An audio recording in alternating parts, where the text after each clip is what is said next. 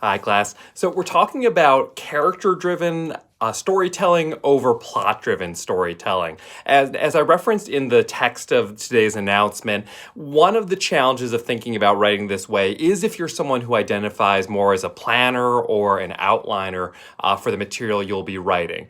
So one way of thinking about this is not so much that you can't pre-plan because you have to think about what your character would do in a situation, but rather reframing the conversation and thinking more along the lines of really getting to know your characters, imagining what they would do in different scenarios, thinking more about their previous life experiences, and figuring out how that would inform the decision-making processes they would go through, how that would inform the precedent that they're basing decisions on, all of these things. And so we can think about all of that.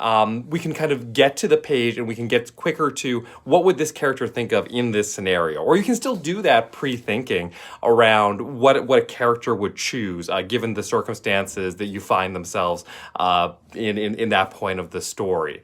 One example of this that I always like to refer to is there's a popular TV series, Breaking Bad, that I'm sure some of you may have been exposed to. Some of you may not have it. That's fine.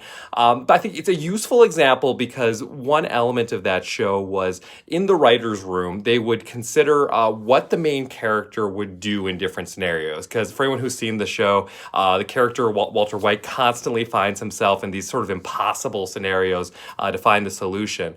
And they would often bounce off different ideas of what he might do before ultimately stumbling upon, okay, yeah, this is the right one after talking about it for an hour or more.